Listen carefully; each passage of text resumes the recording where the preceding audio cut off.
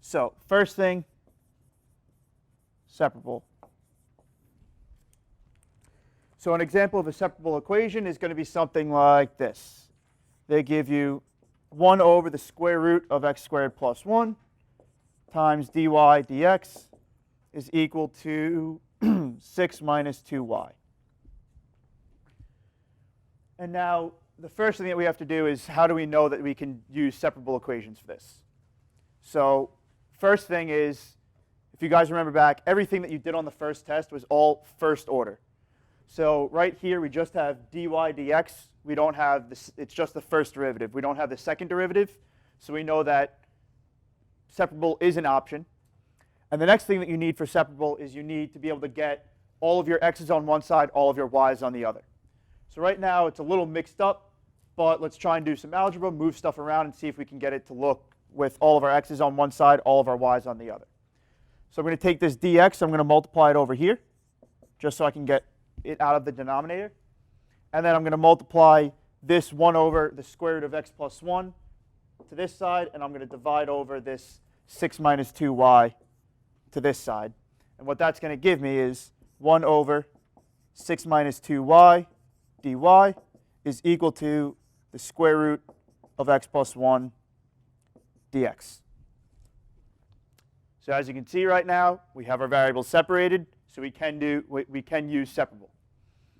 So when we get to this step, all that we have to do is we have variables of y dy, we have variables of x dx. Just integrate both sides, and then take the integrals.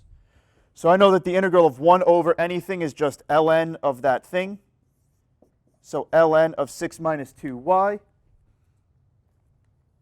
But then in order to, do we have to do that? No, we don't. Yes, in order to account for the chain rule, since we have this minus 2y, we have to divide by that minus 2y. Minus 2, sorry. Just the coefficient in front of the y. Then we come over to this side with x's, and I'm going to rewrite this as x plus 1 to the 1/2 power, just because I think it's easier to take the integral when you write it out like that. So when we take the integral, we're going to add 1 to that 1/2, and then we're going to divide by that. So we're going to have 2/3 x plus 1 to the 3/2. And then, remember back to your test 1, got to have that plus c at the end. Now you can put the plus c on this side or this side. It doesn't matter. I just like to keep it with the x's because I'm used to doing that. So now we've done all of the real calculus parts. We took our integrals, and now we have this.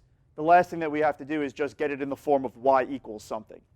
So it's a little bit of a pain for this one because your y is buried all the way in here. But we can just do some algebra, some moving stuff around, and eventually we'll get that y by itself. So the first thing that I'm going to do is I'm going to multiply this -2 to the other side. So this is just going to become -4. And now I have ln of something, and this is very slanted, I'm sorry. We have ln of something is equal to all this stuff. I know that in order to negate or cancel out an ln, I just raise it to the power of e, or I do e to the power of that. So I'm going to do e to the power of ln of 6 minus 2y and e to the power of -4/3 x plus 1 to the 3/2 plus c. And what that does is these go away, and I'm left with 6 minus 2y is equal to e to the -4/3 x plus 1 to the 3/2 plus c. And now the last steps are a little bit easier. We can just subtract 6, gets rid of that, and divide by -2. And since this question just asked us to find what y was, we don't have to do anything else. We know that right now we can just put a box around this, and this is our answer. It looks really weird, but luckily there's no other steps that we have to do with this problem, so we don't have to mess around with the weird stuff that's going on.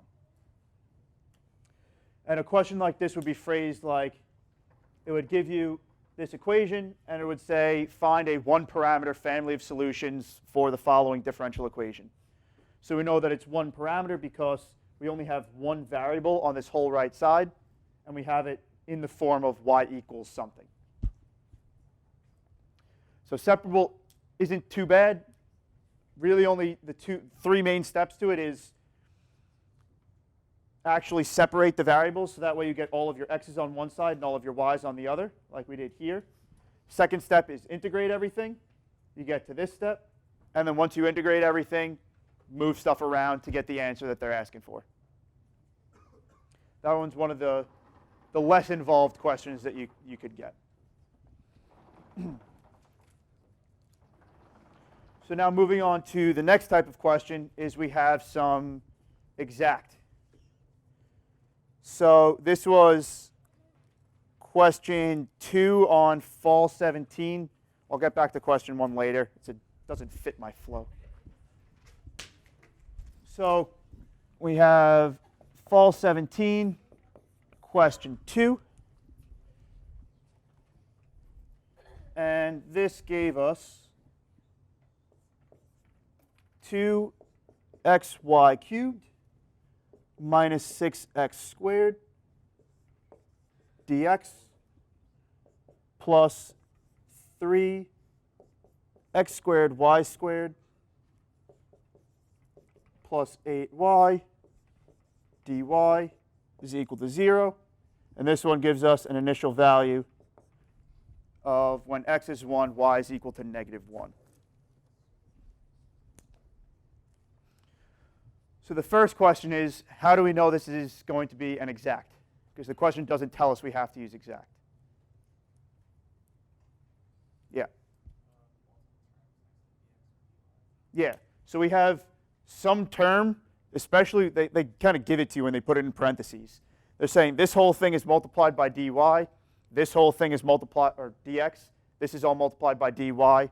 And we know that the standard form for our exact equation is n dx plus m dy is equal to 0. So we can tell that this, and I flip those around. We'll go m dx just because that's what I have in my notes. So m times dx plus n times dy is equal to 0. And what these m and n mean, m is the derivative of our function being the answer, with respect to x. And df dy is equal to n.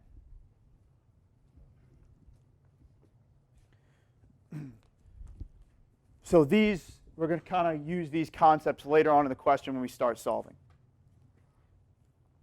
So the very first thing that you do when you get an exact equation that's something set up like this, you have to actually confirm to make sure that it is an exact equation. Because just because it's set up like this doesn't necessarily mean that you can solve it using exact. So the first step that you have to do in order to kind of check is we know that we can use exact. So we're going to check ourselves. We can use exact if dm dy is equal to dn dx. So what that means is we're just going to take this first half of m, or we're going to take the first term, m, take the derivative with respect to y, set that equal to the derivative of this with respect to x, and if they're equal to each other, we know that we can use exact. So let's run through that. We want to know the derivative of m with respect to y. So I know the derivative of the first term is going to be 6xy squared. And the derivative of negative 6x squared with respect to y is just 0. So we have 6xy squared. And then we look on this side, and the derivative of this with respect to x. Again, we're going to bring this down in front. We'll have 6xy squared plus 0. So we get 6xy squared. That's equal to each other, so we know this is exact, and we can move forward with solving.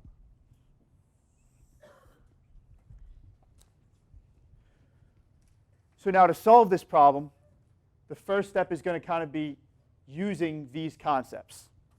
So I'm telling you that the function that I'm looking for, which is f, if I take the derivative of f with respect to x, I get this term m. So if I were to take the integral of m with respect to x, I should get back out my f, right? Because if I move some stuff around, df is equal to m dx. You take the integral of both sides, and you're left with your function is equal to the integral of m dx. So all I have to do is take the integral of this, and I have my answer that I'm looking for. So let's do that. I want to take the integral of m, which is 2x y cubed minus 6x squared dx. So we move through the steps of this integral. I know that my 2y cubed can come down as a constant. And my x becomes x squared over 2. So I have x squared over 2. My 2's go bye-bye. And then I have this becomes an x cubed over 3. So this is just going to be 2x cubed. So now we're left with, I'm just going to rewrite this as, what was it, x squared y cubed. Yeah. But the one thing that we have to remember is we have our constant. Now in this case, normally we're just going to add a plus c onto the end. But in this case, I have something else that could also be a constant. Because when I took the integral of this, I'm only taking with respect to x.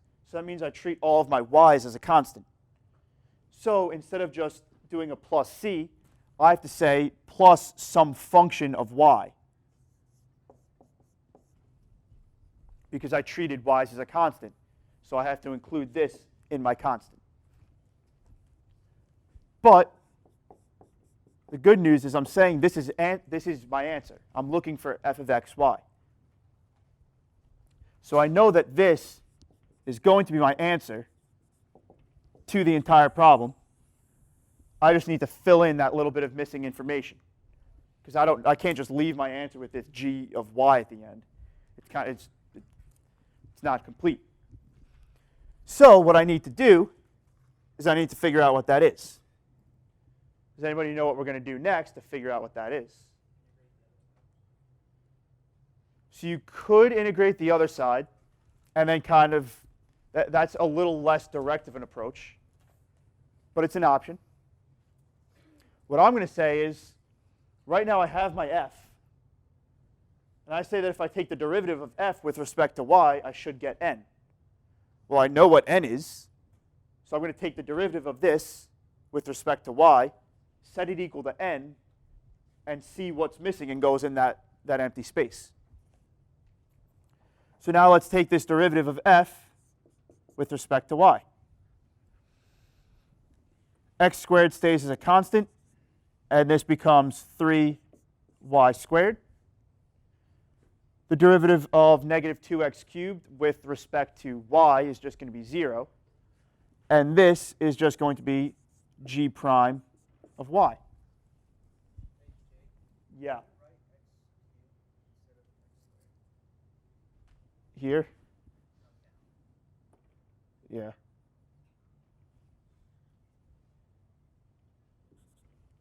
Yeah, that makes sense because the next step wouldn't have worked. Thank you. So we have f of y is 3x squared, y squared, plus g prime of y. Because the derivative of g of y is just g prime of y. And I'm telling you that this is equal to n. So I'm going to set this equal to n, which is 3x squared, y squared, plus 8y. Well, looking at this, hopefully you guys can see what g prime of y is equal to. G prime of y is equal to 8y. This marker is terrible. So I'm going to go back to this one. Now the last thing that we need to do, because we don't care what g prime of y is, we want to know what g of y is. So I'm just going to integrate with respect to y.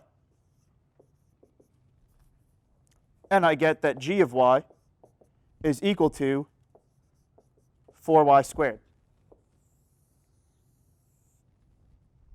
right? What am I missing? Plus c, there we go. Because now, looking at this integral, the only thing that I'm counting as constants are actual numeric constants. I don't have any x's, so I don't have to do a plus g of x. The only thing I have is y's, so my only constants are actual constants. So now I can take this g of y and bring it up here. So I'm going to revise my answer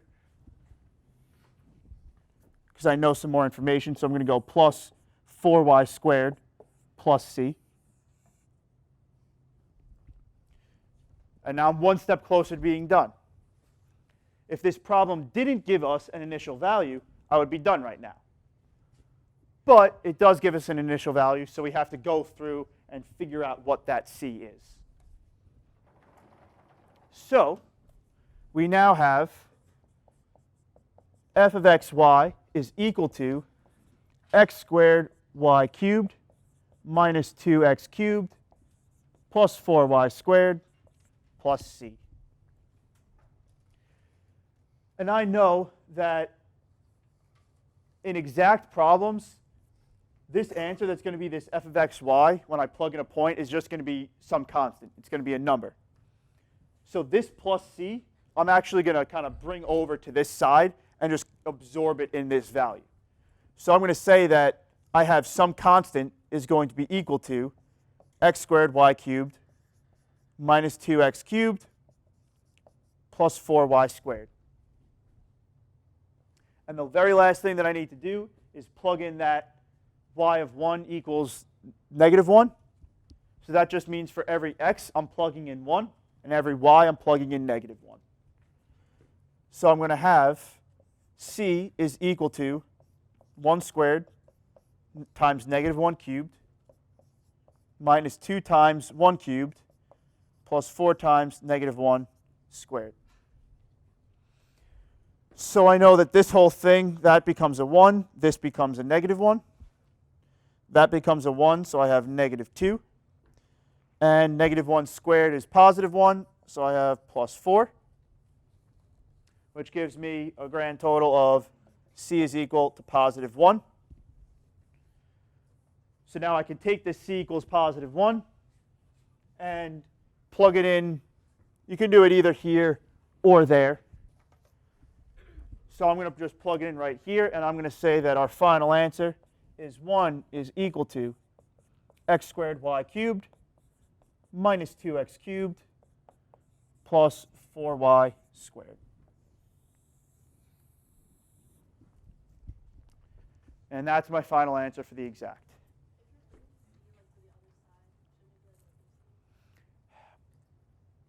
So you don't have to show it as negative c just because we haven't assigned a value to this yet. So it's just any generic constant. So when we bring it over here, it's still just any generic constant. If it does need to be negative, then we would get a negative here. Does that make sense? OK.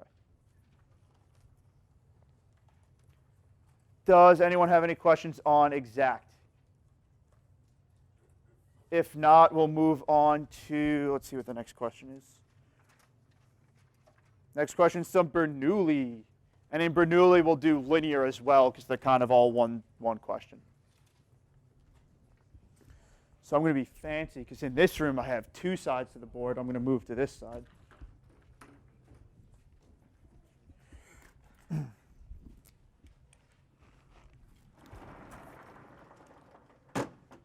So we're going to do some Bernoulli. And this one is Fall 17, question 3.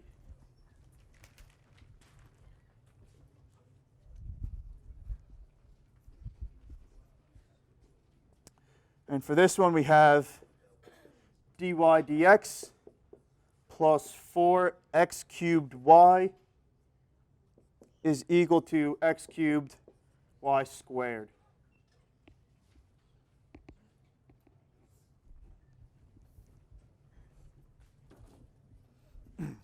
Also, I don't have solutions written out to any of these, so I'm doing them for the first time on the board. So if I make a mistake, let me know. But hopefully I won't. So we have this, and it tells us to use Bernoulli. And I know that this is going to be a Bernoulli problem because it's in my standard form for Bernoulli. So what is my standard form for Bernoulli? Very good question. My standard form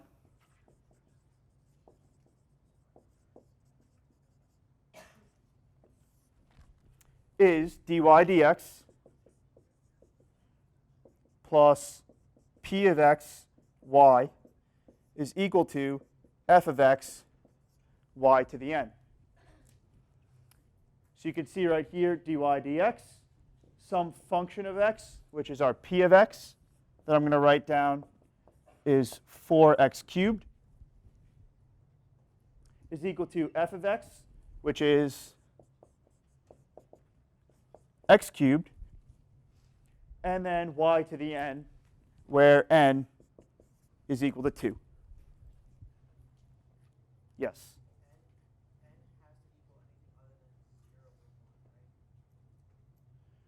N could be 1, I believe. Yeah.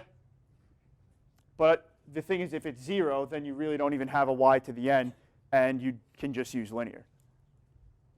Because this is the only difference. This y to the n is the only thing that separates Bernoulli from linear. So what we're actually going to try to do in this problem is we're going to convert this into a linear, solve it as a linear, and then kind of convert the answer back to Bernoulli. So that way we have the whole answer for the problem. So the first step that we want to do for any Bernoulli problem is we're going to introduce a new variable v, because that variable v is going to allow us, when we do some fancy stuff, it's going to allow us to turn this into a linear problem. So the way that we introduce that v is we're going to say that v is equal to y to the 1 minus n. And then, excuse me, and then we want to solve for y. So in this problem, I know that n is equal to 2. So my v is going to be equal to y to 1 minus 2, or y to the negative 1. So the next thing that I do is I want to solve for y. So I'm going to this is v is equal to 1 over y. So I know that y is equal to v to the negative 1. So that's my first step. I solved for y. My next step is I want to find dy dv. So I want to find dy dv. And what all that means is just take the derivative of this with respect to v. So I know the derivative of v to the negative 1 is just going to be negative v to the negative 2. Next thing I'm going to do, and yes, question. Because I have v equal to y to the negative 1. So what this is really the same as is v is equal to 1 over y. So I can just flip both sides, and I get y equals v to the negative 1. So then I take the derivative, and I get here. And then this is a weird part, but we're just going to multiply both sides by dv dx. Now the reason why we're allowed to do this is because we're doing the same thing to both sides, so we're not changing the value at all. But what this allows us to do is, if you notice, these dv's over here are going to cancel out, and we're going to be left with dy dx is equal to negative v to the negative 2 dv dx. And this is going to help us out. Because we did all this weird stuff with introducing v, because now everywhere that I see a y in here, I'm going to plug in v. And once I do that, and then do a little bit simplifying after, I know that everything is going to be it's going to turn into a linear equation. Otherwise, I messed something up. So, going from left to right, dy dx, instead of dy dx, I'm going to write negative v to the negative 2 times dv dx. Then I have plus 4x cubed y, so plus 4x cubed. And then instead of y, I'm going to write v to the negative 1. And then I have that's equal to x cubed y squared. So it's really v to the negative 1 squared. So first thing I'm going to do, I know that v to the negative 1 squared. If I have a power to a power, I multiply them. So I'm just going to rewrite this as v to the negative 2. So this right side just becomes x cubed v to the negative 2. Now, right now, this doesn't look like a linear equation. So I know in a linear equation, I'm supposed to have dv dx plus some function of x times v is equal to another function of x. Doesn't look like that right now. What I'm going to tell you is the only thing you have to do to get it to look like that is divide by this thing that's in front of your dv dx. No matter what it is, divide by that. So I'm going to divide every term by negative v to the negative 2. Now what happens? Those go away, and I'm left with dv dx. This term, if I have v to the negative 1 divided by v to the negative 2, that means I do negative 1 minus 2, which gives me positive 1. So I'm going to have minus 4x cubed v to the positive 1 power. And on this right side, these v's are going to go away, and I'm going to be left with x cubed. And now, this looks like a linear equation, which means we can solve it using our linear methods. Yes? Oh, it should be negative. You're right, because I have that negative right there. Thank you. So now, this is in linear form, which means I can solve it as a linear equation. So the first thing that I'm going to do is I'm going to pull out my p of x, which I know is now negative 4x cubed, because it's the term that's in front of my v. And I know that my f of x is equal to negative x cubed. Now, the last thing that I need to find in order to solve a linear is going to be this mu of x. Sound familiar? Things starting to come back, hopefully. The reason why I need this is because I know that the form for my answer to this linear, write it down here. I know that the form of my answer is going to be v is equal to 1 over mu of x times the integral of mu of x times f of x dx. So I know my f of x already. I just need to find my mu of x, and I can plug everything in, take the integral, and I have my answer. So how do we get mu of x? Very good question. Mu of x is going to be equal to e to the integral of p of x. So I know what p of x is, so I can do the integral of negative 4x cubed. When I do that integral, I'm just going to get negative x to the 4th. So this is negative x to the 4th. I can take this and put it in the exponent for e. So I have e to the negative x to the 4th. And that is my mu of x.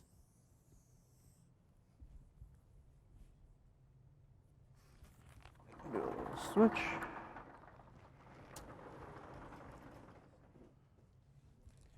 So now that I have my f of x and I have my mu of x, I can plug it into that form of the answer, where v is equal to v is equal to 1 over e to the negative x to the 4th times the integral of e to the negative x to the 4th times negative x cubed dx.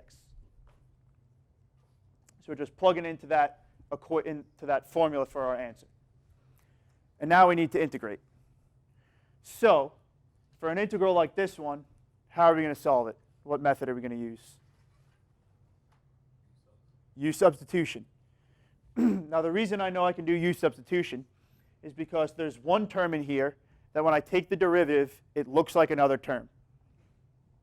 So what that means is, looking at this x to the fourth, when I take the derivative of that, I'm going to get 4x to the third. And here's my x to the third. So I'm going to say that u is equal to negative x to the fourth, which means du is negative 4x cubed dx, which means dx is equal to negative 1 over 4x cubed times du.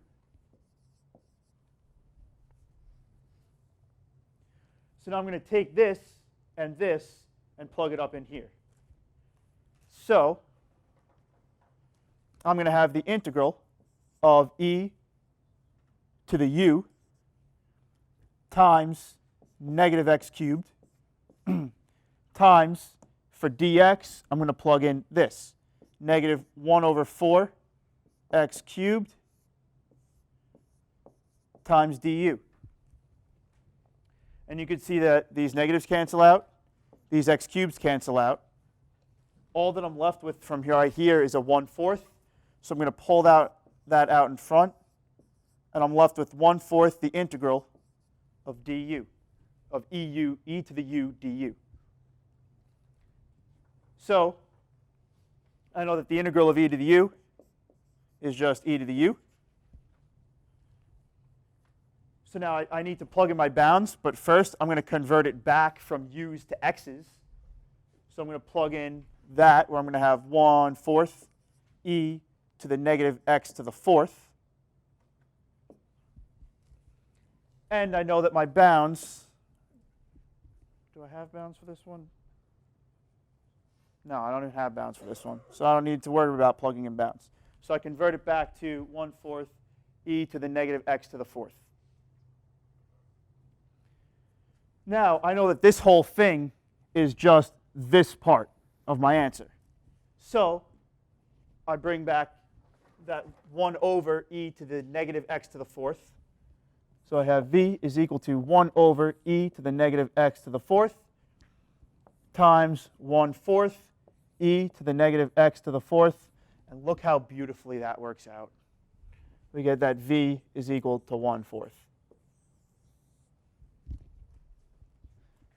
It's actually quite amazing. That's one of the simplest ways I've seen it ever factor out. But we're not done yet, because we don't care what v is. We care what y is. So we need to plug this in, where we have y is equal to 1/4 to the negative 1. And I know that just means to the negative 1, I can just flip this. So y is equal to 4.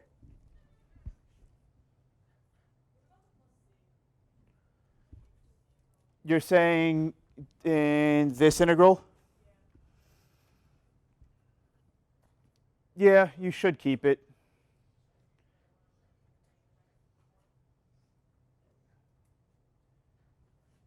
So yeah, you should keep the plus c, because we don't have bounds, which means the plus c is going to be right there, which means that's going to divide out with that, and we're going to have plus c over e to the negative x to the fourth.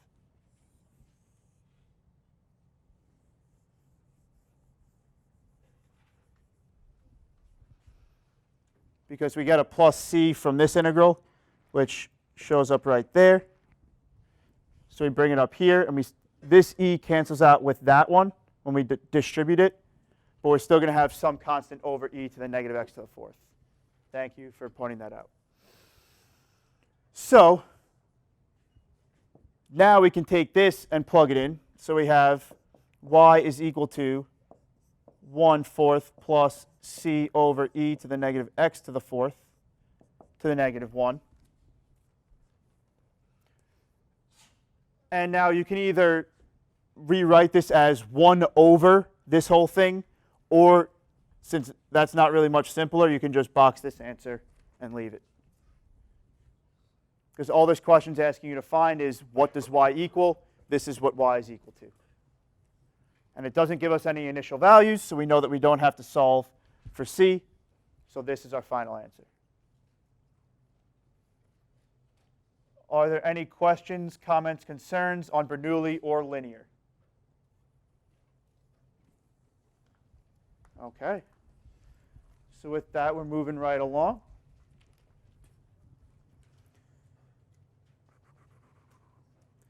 So the next two questions are like a part A, part B, each one worth 10 points, and they're both homogeneous. So I'm going to erase all my boards. You guys can take a couple minutes while I do that, and then we'll move on to some homogeneous stuff.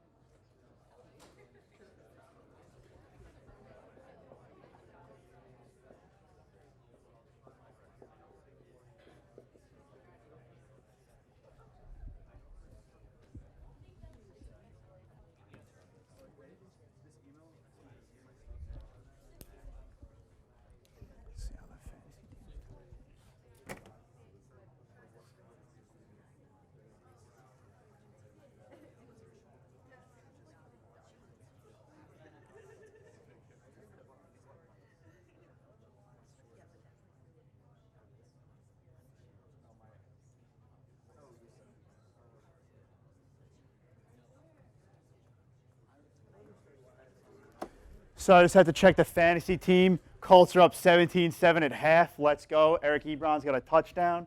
Very happy about that. But now we're back to some Diffeq. So we're going to do some homogeneous equations. And this next problem, it basically, all it said was solve the following differential equation. And it is broken up into two parts. But part A just gives you this. Then part B says solve the initial value problem, and it rewrites this and gives you those. So we're just going to do it all as one problem because that's really what it is. So hopefully these we are experts by now, because all those Bernoulli and linear and stuff, like we did those for the first test, but we really haven't done them since. This stuff we've been doing like every day since we learned it.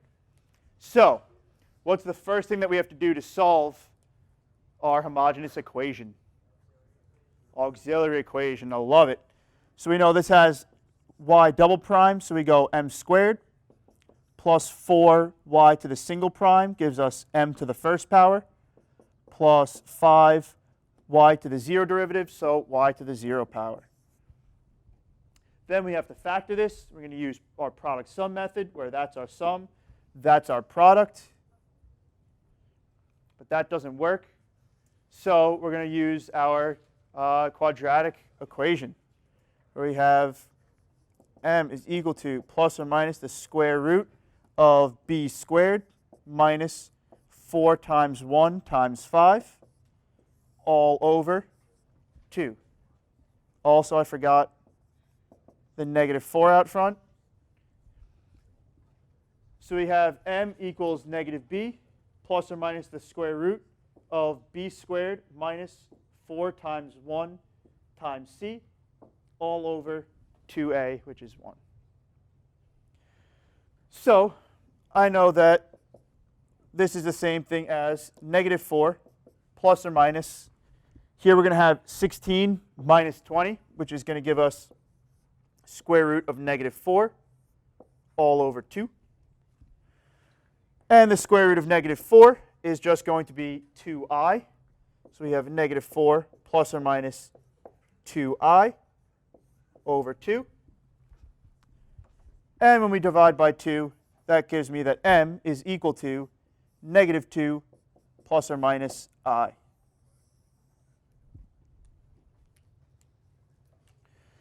And since we've been doing some imaginary root stuff with our eigenvalues for the past couple weeks, I know what the form of my answer should look like. So I know that if I have imaginary, where I have m is equal to alpha plus or minus beta I, the form of my answer is y is equal to e to the alpha x times c1 cosine of beta I plus c2 sine of beta I. In this case, my alpha is negative 2, my beta is 1, so I can plug all that stuff in, and I have my answer. So we have e to the negative 2x times c1 cosine, oh, sorry, this is beta x, not beta I. So c1 cosine of 1x plus c2 sine of 1x. And this is our answer to the homogeneous equation. So now this is the answer to the first part, but the second part asks us to find the solution to the initial value problem. And anytime you have an initial value problem, what that means is you have to plug in those initial conditions, where it gives us y at 0 is equal to positive 1, and y prime at 0 is equal to positive 2, all the way up there. So what do we have to do in order to find those? Take the derivative, yes. So we have y prime, because we can plug in our first initial condition just into y, but our second initial condition we have for y prime. So we're going to take the derivative first. So now this one's not a fun derivative to take, because we got to do some chain rule, but it's not the worst. So what we're going to do is we're going to do the derivative of the first term times the second term plus the first term times the derivative of the second. So the derivative of e to the negative 2x is just going to be e to the negative 2x times negative 2. And then we're going to multiply this by the whole second term. So times c1 cosine of x plus c2 sine of x. And then we're going to add on our first, which is e to the negative 2x, times the derivative of our second term. So it's going to be times negative c1 sine of x plus c2 cosine of x.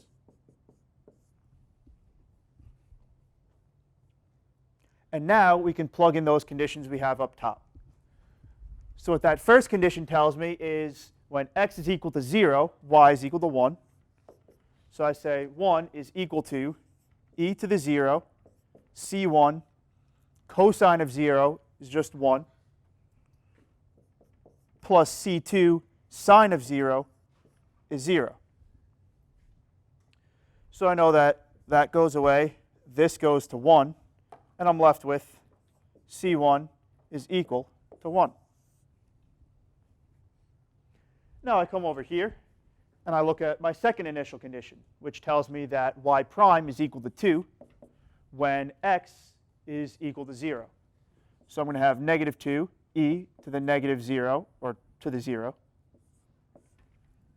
c1, I'm going to plug in 1. So this is just going to be cosine of 0. So we have 1 cosine of 0, which I know is 1, plus c2 sine of 0, where sine of 0 is 0. So this is just going to be 1, plus e to the 0, negative 1 times sine of x, which is just going to be 0, plus c2 cosine of x, which is 1. So I know that this e to the 0 is going to go to 1. So I'm going to have negative 2 times 1 is negative 2. E to the 0 again goes to 1. So I'm going to have negative 2 plus c2, which, doing the difficult mathematical calculation of adding 2 to the other side, gives me c2 is equal to 4. Now that we have both of our constants, we can plug it back into our y, and we get our final answer to be y is equal to e to the negative 2x times 1 cosine of x plus 4 sine of x.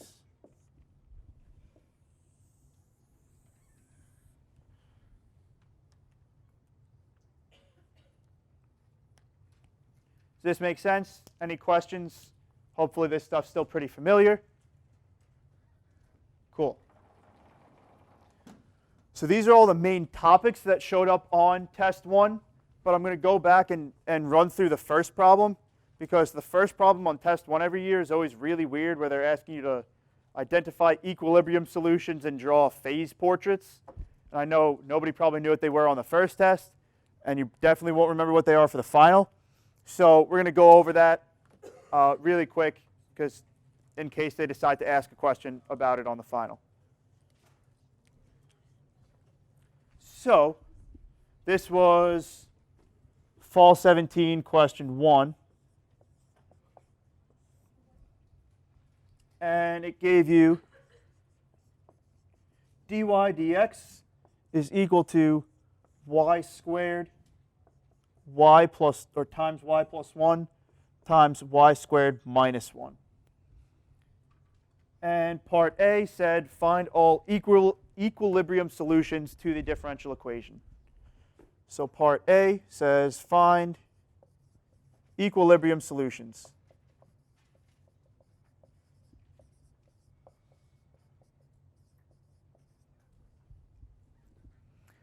Anybody remember what equilibrium solutions means? When the derivative equals 0. So we just plug in 0 for dy dx. And this isn't even really calculus at this point. We just have y squared times y plus 1 times y squared minus 1 is equal to 0. So now we can do a bunch of teeing it up. Well, I know that y squared is equal to 0, so I get y is equal to 0. I get y plus 1 is equal to 0, so y is equal to negative 1. And I have y squared minus 1 is equal to 0, so y squared is equal to positive 1, which tells me y is equal to positive or negative 1. And that's just factoring stuff and basically finding the roots of the equation. Part B of the question says set up the one-dimensional phase portrait. Use the phase portrait to characterize each critical point as an attractor, a repeller, or neither. So for part B, we want to do our phase portrait.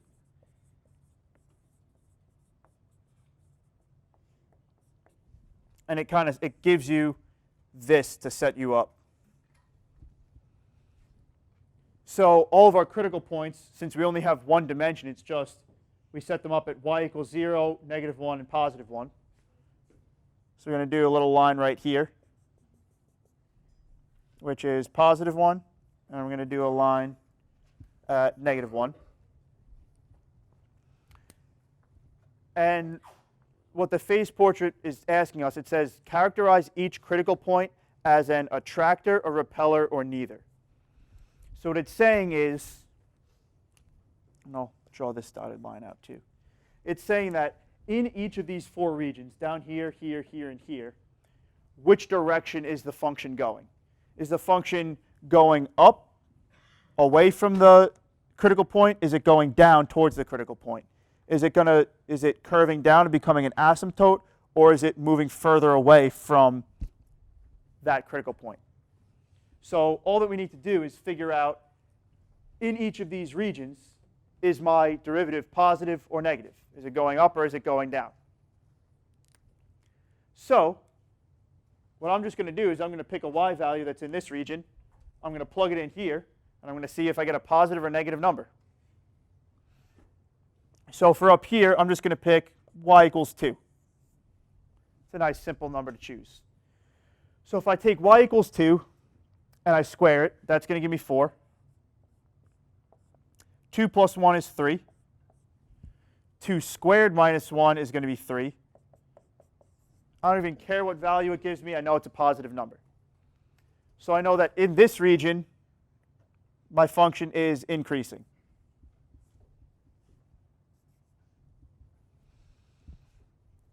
Next, I'm going to pick a number in here. So for that number, I'll pick, I don't know, 0.5. So y is equal to 0.5. So then I pick 0.5 and I square that. That's going to give me 2.5 times 1.25 times 0.25 minus 1. And you can see this is positive, that's going to be negative. So that means in this whole section, my function is decreasing because my derivative is negative. So I know my function is going to be going this way. Now I'm going to pick negative 0.5. So y is equal to negative 0.5. And I know that this first number is going to be the same, because negative 0.5 squared is still 0.25. Now I'm going to have negative 0.5 plus 1. And y squared is still going to be 0.25 minus 1. So now you can see that that's positive. 0.5 plus 1 is again going to be positive, and this is still going to be negative. So my function is still decreasing in this range. And the last one that I'm going to test is I'll plug in y is equal to negative 2. And when I do that, I'm going to have negative 2 squared is 4 times negative 2 plus 1 times negative 2 squared, which is a positive 4, minus 1.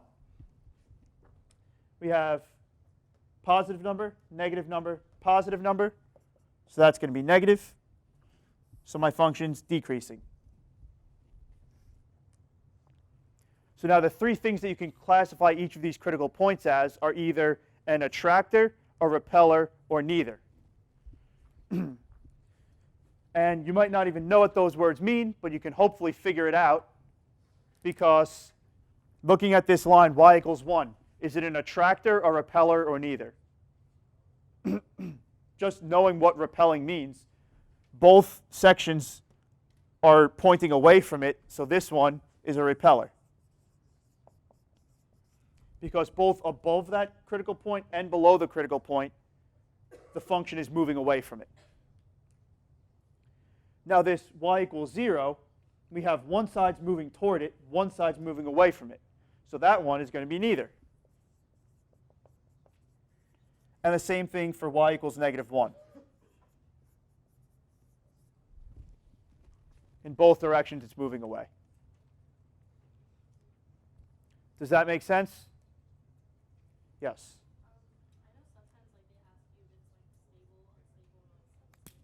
Those are exactly the same words. Because on this test, it says, characterize each critical point as an attractor, parentheses, asymptotically stable, a repeller, parentheses, unstable, or neither, semi-stable. So neither is the same thing as semi-stable.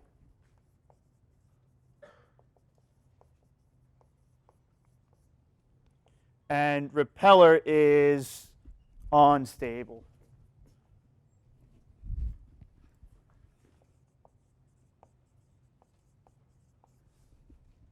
So if you write either one, they should accept it, because this test basically uses them interchangeably.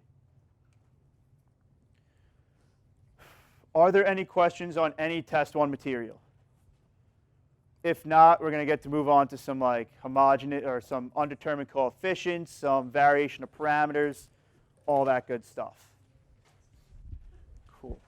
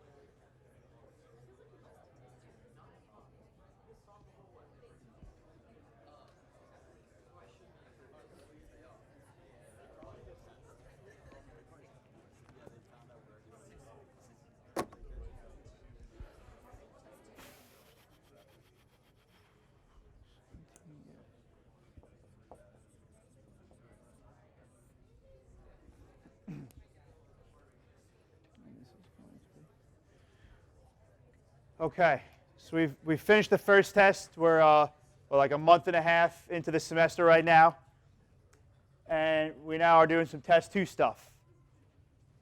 And we get this question in front of us, which it's given us that some L of y, pretty much irrelevant, is equal to y double prime minus 4y prime is equal to 96x squared plus 16e to the 4x. And it just says solve the following differential equation. So I'm telling you that it's going to be one of 2 methods. It's either going to be variation of parameters or undetermined coefficients. Which way are we going to use? We're going to do undetermined coefficients. Why are we going to do undetermined coefficients? I know you know the answer. Yeah. Yeah, because both of these things on the right side are forms that we can use undetermined coefficients for. So this first one, it's a binomial term because it's just x squared, or it's a polynomial term. And this second one, this 16e to the 4x, it's our exponential. It's our e to some power of x term. So anytime you can use undetermined coefficients, do that, because it's a lot simpler because you don't have to take an integral. So if you can use it, use it. If you can't, variation of parameters. So now to solving the actual problem. What's the first step to solving for any general solution in any problem that they give you?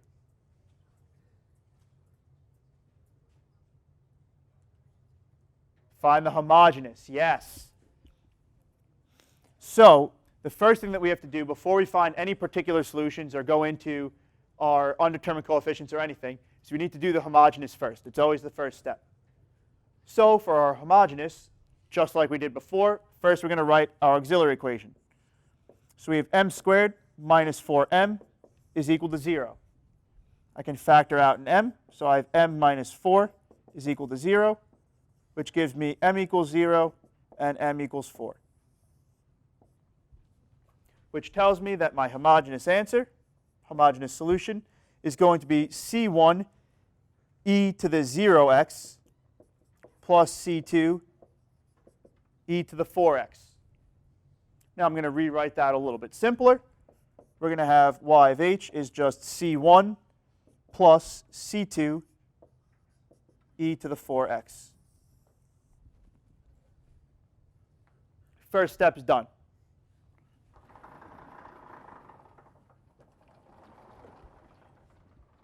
Now to the next step, actually solving the particular solution. So now you can either choose to break this up into 2 different solutions, or you can lump it all into one. I'm going to lump it all into one just because it makes it fewer steps. So now you could do either, you could solve for 96x squared, make that your equation, do all of that stuff, and get an answer. And then pretend that the right side is only 16e to the x to the 4x. Solve that whole problem, get an answer, and then just add your 2 answers. Or you can just loop it all into one. So like I said, we're just going to loop it all into one. So we have y double prime minus 4y prime is equal to 96x squared plus 16e to the 4x. So I know that the first step of my solving for my particular is I need to make an assumption or a guess of what the answer is going to look like. So my y particular is going to equal, and now I have to look at this right side. And I know that if I see a polynomial term, I need to start off with a to the x of whatever the highest power is. So right here, since I have an x squared, I start with a to the x squared. And then I work my way down by each term, by 1 power at a time until I get to just a constant. So I have a to the x squared plus bx plus c. So even though in this I don't have any terms with just x or just constants, I have to include them in my assumption of what the answer is. So this all accounts for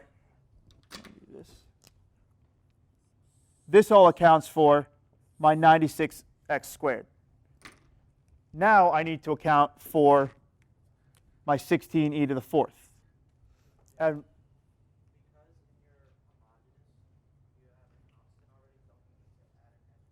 oh, I do. I didn't check that, but I do have to do that. Thank you. So after you make your guess, you have to make sure that none of your terms match up with any term in your homogeneous. But right now, it does, because I have just a constant right here, and in my homogeneous, I have just a constant of C1. I can't have that. So what I have to do is I have to multiply this whole thing by x. So what that means is I'm going to have y particular is equal to ax squared, ax cubed plus bx squared plus cx. So you make your guess, check to make sure that nothing matches up with the homogeneous. If it does, because right here we have just a constant, and right here we had just a constant, multiply the whole thing by x. So now this guess is good for our 96x squared term. But we still need to account for this 16e to the 4x. And for that one, for any exponential, it's just going to be constant times e to the 4x. So this is just going to be d e to the 4x. But the next step is we have to check to make sure that nothing in our homogeneous matches. This one does, because we have a constant times e to the 4x. So just do the same thing, multiply it by x. So this becomes d times x, e to the 4x.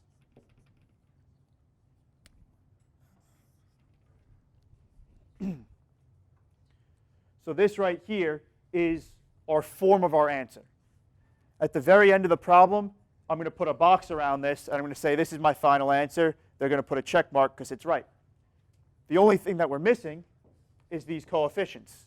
We have to figure out what goes in for A, what goes in for B, for C, and our D in order for the answer to be complete. And that's what the whole rest of the problem is going to be attempting to find. So what's the first step to figuring out what those A, B, C, and D are?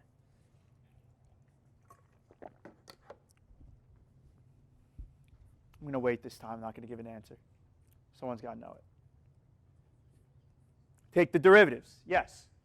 Because what I want to do is I'm saying if this is the answer, then if I plug my answer back into the problem, the left side should equal the right side.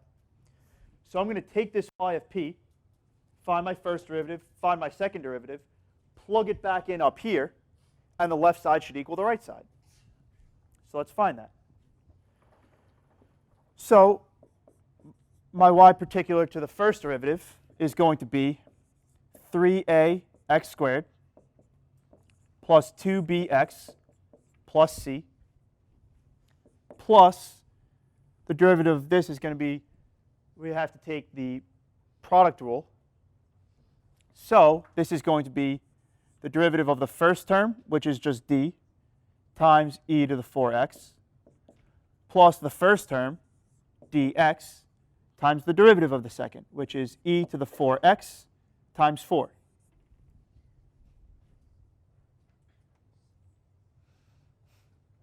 Now we get to find the second derivative. It's going to be a nice long term. So our second derivative is going to be 6a to the x, or sorry, 6ax plus 2b. The derivative of c is just going to be 0, plus 4d e to the 4x, plus, and then here we have to do our product rule again.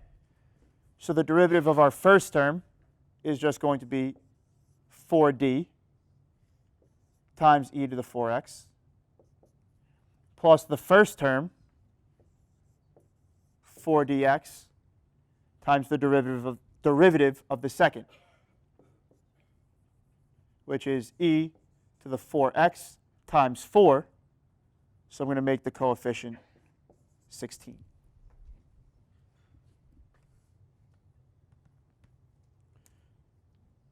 So I know these are some long derivatives, but this is our y particular, our y prime, and our y double prime. So now what I can do with these is I can take this y double prime, plug it in right here. Take my y prime, plug it in right here, and set the left side equal to the right side. So I'm just going to reuse what I have right here. And I'm going to have this whole thing is my y double prime minus 4 times y prime. So 4 times 3ax squared, which is going to be minus 4, 3ax squared plus 2bx plus c plus de to the 4x plus 4dxe to the 4x.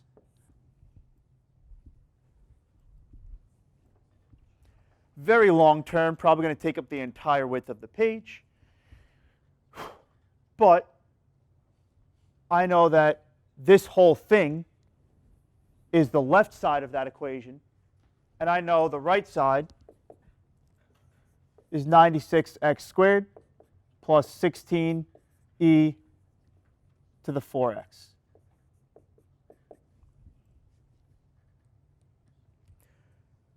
So now I'm saying that this left side is equal to this right side. So I need to find every term that has just an x squared, take all of the coefficients from over here, and set it equal to the coefficient for the x squared over here, which is 96. And then I need to do the same thing with all of the terms that have an e to the 4x. And I know that the coefficient 16 is going to be equal to all of the coefficients over here that have that same term. So we're going to do this one at a time. We'll look at all of our x squared terms.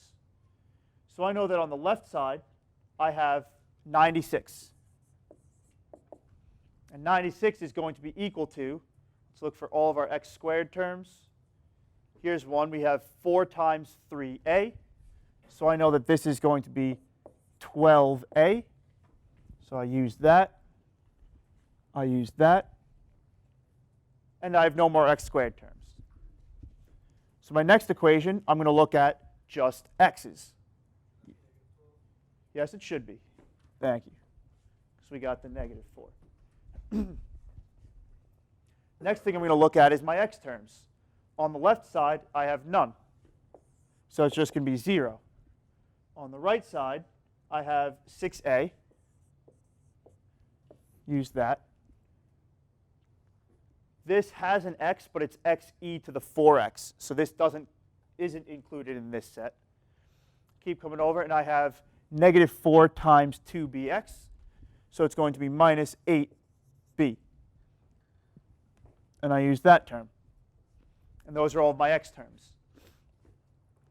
And then I'm going to look at all my constant terms. On the left side, again, I have none. So it's 0 is equal to 2b minus 4c.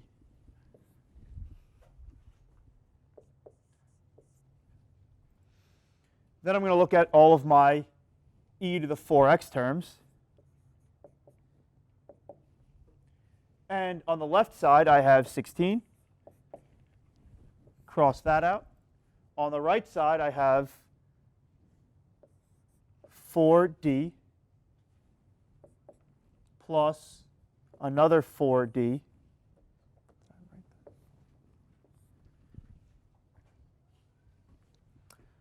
plus or minus 4d from that term.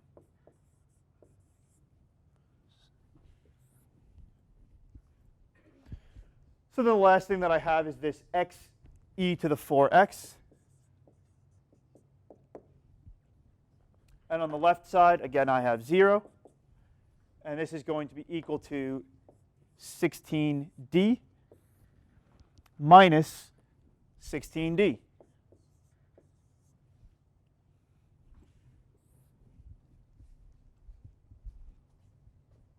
So now I got 5 equations really 4 because this is just 0 equals 0. So I got 4 equations, and I got 4 unknowns, A, B, C, and D. And at this point, it's just solving a system of equations that you guys have been doing for a while now. So this first one, I'm going to start with 96 is equal to negative 12a. So 96 is equal to negative 12a. I just divide by negative 12, and I'm going to get, what is that, 7, 8? Yeah, so negative 8.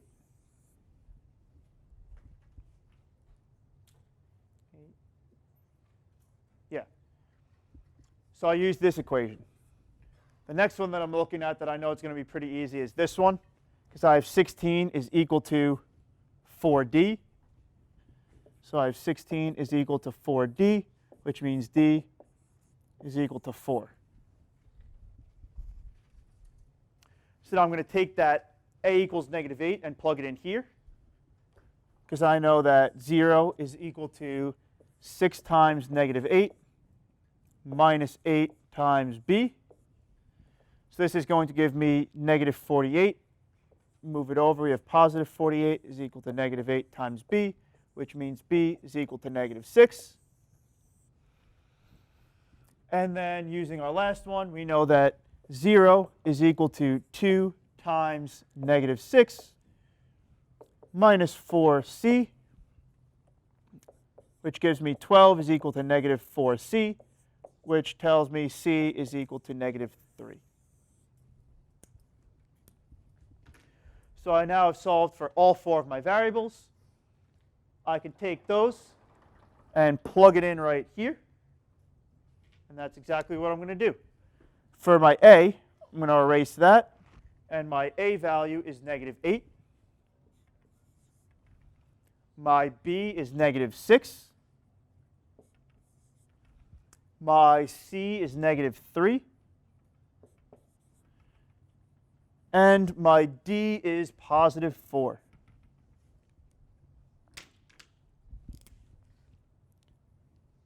Oh, I plugged it into the wrong one. Damn it. I'm supposed to plug it into this one. So we have negative 8, negative 6,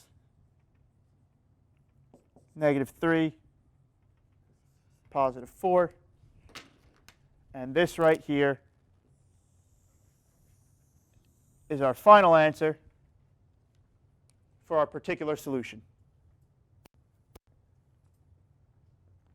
Make sense? What's the last step that we have to do to get our general solution? We just take this and we add it to that. So you could write out the whole thing, but I'm just going to write it like this. Y general is y homogeneous plus y particular. And since I have my y homogeneous labeled and my y particular labeled, that should be a good final answer.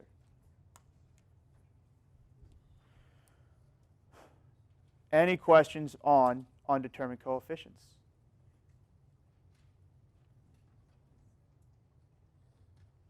Seeing no hands, we're going to move on to the next problem.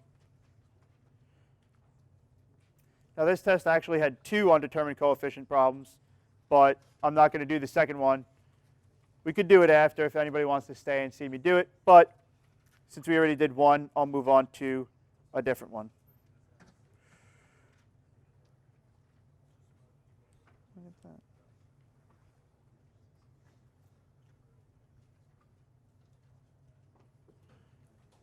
This test didn't have anywhere you actually had to solve with variation.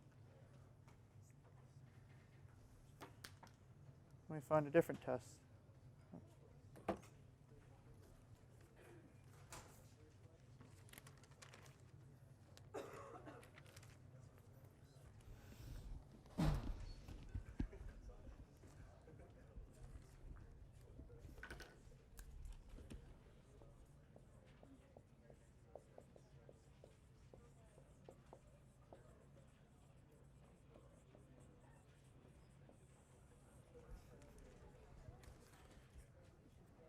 So the next thing we got is some variation of parameters. And the test that I was looking at actually didn't have any that you had to solve with variation. You could have done them all with undetermined. So we're not gonna go off that. We're gonna do a different one that I have in my notes. That is just variation of parameters. So for this one, this was spring 16, question 2 on test 2. And it said, again, find the general solution. Gave you y double prime minus 2y prime plus y is equal to 1 over t e to the t. And then it just said t is greater than 0. Doesn't really matter for much, just so we know that that's not undefined. So this one, it just again says find the general solution. So what's the first step to finding the general solution that we know because we just did it in this problem? Homogeneous, there we go. So to find our homogeneous, we do our auxiliary equation. So we have m squared minus 2m plus 1 is equal to 0. And this factors to m minus 1 and m minus 1, which gives us our repeated root of m equals 1. So we know that when we have repeated roots, we have our form of our solution where we have y of h is equal to c1 e to the 1 t. In this problem, we got to use t's because it gives us t's. And then we're going to go plus c2 times t e to the t. Because when we have repeated roots, we just have to multiply by that t for our second term. What are the cases where you have to use variation of parameters? So you have to use variation of parameters if you can't do undetermined. Okay. So variation of parameters will work no matter what problem they give you on anything. It could be a really weird, no matter what they give you, variation of parameters works. It might not always be easy because you do have to take an integral. So in some problems, it might be very difficult because the integral could be really weird and something you can't do simply. But if you can do undetermined coefficients, do undetermined coefficients because it's going to be easier. The cases that you can do undetermined with are if you have, on your right side of the equation, you have a polynomial, so something that's like 96x squared plus 3x plus 15, where you just have like x squared, x cubed, terms like that. You can do it with an exponential where you have e to the something x. And you can do it with sines and cosines. So if you have 3 sine of 2x or 4 cosine of x, those 3 situations you can use undetermined coefficients. Now you can have multiple of those forms added together. You can have this times that, as long as it only encompasses those 3 forms. Over here, that's not the case because we have 1 over t. So this 1 over t doesn't fit any of those forms, so I know that I can't do undetermined coefficients. So then I fall back to variation of parameters. So we already found our homogeneous solution, which was c1 e to the t plus c2 t e to the t. Now we have to find our particular solution. And like I was saying, we know that because of this 1 over t, I have to do variation of parameters. So for variation of parameters, I need to remember these 2 equations. We have u1 prime is equal to negative y2 times f of t over a times the Wronskian. And I have u2 prime is equal to positive y1 f of t over, again, a times the Wronskian of t. Now, what do all these terms mean? Very good question. First thing, our y1 and our y2 come from our homogeneous, where y1 is the function that comes after our c1. So this is y1, and y2 is everything that comes after our c2. our f of t is just everything that's on the right side of the equation they give us. So there's my f of t. A is anything that comes in front of your y double prime. So this right here, which is really just a 1, this is my a value. That's only ever going to really come into play in Cauchy-Euler problems, so you don't have to worry about that here. And then your Wronskian of t is just the same thing that you guys are used to doing for the Wronskian, which is going to be y1, y1 prime, y2, y2 prime, which, if you want to remember it in the matrix form, that's what it looks like. If you want to remember it as an equation, then it's y1 times y2 prime minus y1 prime times y2.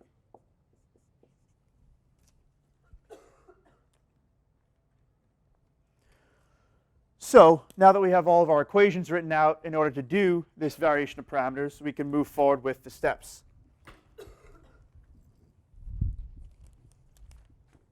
So I'm going to start plugging stuff in. My Wronskian's getting in the way. But I know that my negative y2 is going to be negative t e to the t times f of t, which is 1 over t e to the t.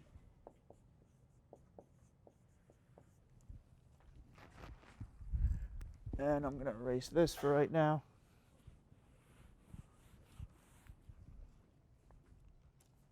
So this is my negative y2, my f of t, over a, which is just 1, times the Wronskian.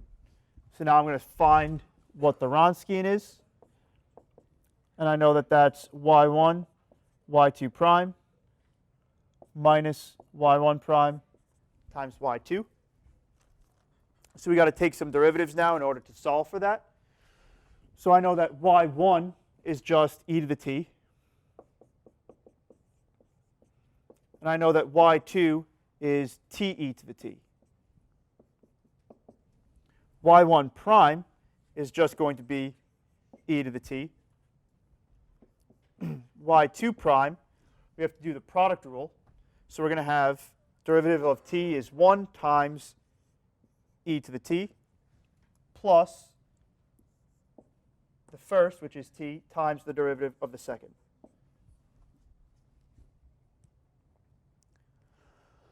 Using those 4, we can plug those into this equation. And we're going to have our Wronskian is equal to e to the t times e to the t plus t e to the t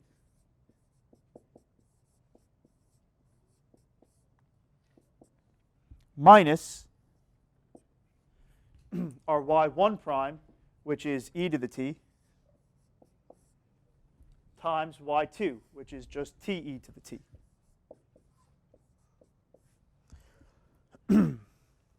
So now we want to start simplifying some stuff. And we notice that here we have an e to the t plus t e to the t, or times positive t e to the t. And here we have that same thing but negated. So this and this are going to go away. And we're just left with our Wronskian of t is equal to e to the 2t. Now your Wronskian almost every time, and probably any time that they're going to give it to you on a test, is going to simplify out to nothing, or to something simple. There's not going to be anything weird or complex about it. It's going to simplify to something nice. In this case, we just have e to the 2t. So when I take that and I plug it in right here, I now have my whole u1 prime term set up. Now we need to simplify this. And the thing is, I don't care what u1 prime is. I want to find what u1 is. So I need to simplify this and then integrate.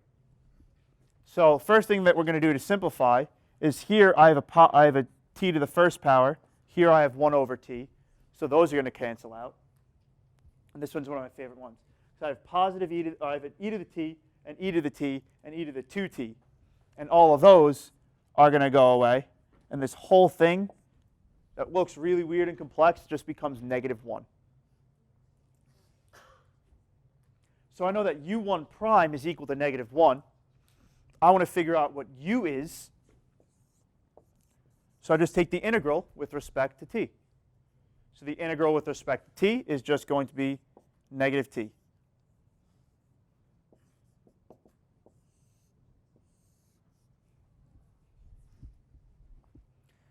Now I need to do the same thing with u2 prime. So my y1 is e to the t times 1 over t e to the t over e to the 2t.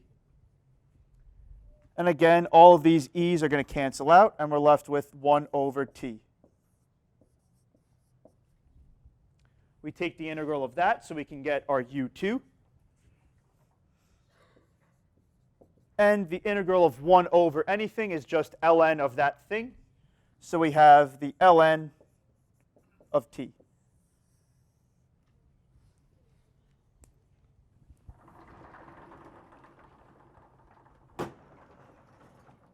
So now, what was the point of finding u1 and u2? So I haven't told you that yet. Well, the point of that is I know that my answer when I'm doing variation of parameters is going to look like this. My answer for my particular solution is u1 y1 plus u2 y2. Well, I found my u1 or my y1 and my y2 in my homogeneous, and I just found u1 and u2. So now I just got to put them together. So y particular is u1, which is -t, times y1, which is e to the t, plus u2, which is ln of t, times y2, which is t e to the t. And that's my particular solution.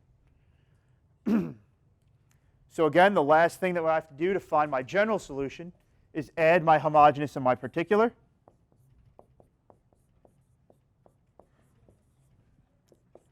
So my general solution is going to be c1 e to the t plus c2 t e to the t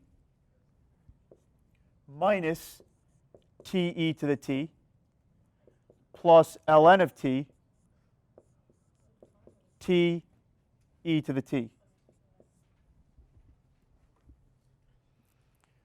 And now in this problem specifically, something comes up that can only happen in variation of parameters, not in undetermined coefficients, but we actually can simplify this.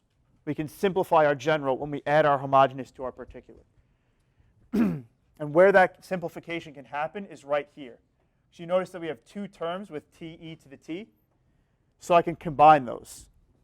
So I have c1 e to the t plus c2 minus 1 times t e to the t plus ln of t t e to the t.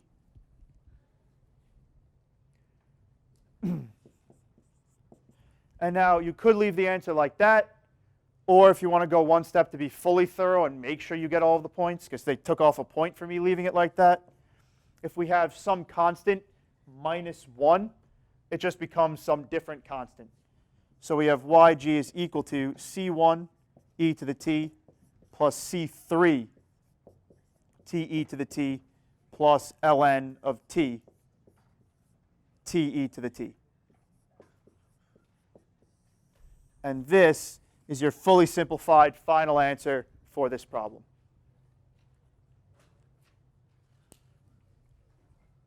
This is something that might, if you leave it in this form, you might lose 1 point. If you leave it in this form, a less of a chance, but you still might lose 1 point. This is the final answer that you can give. Does that make sense? Are there any questions on variation of parameters?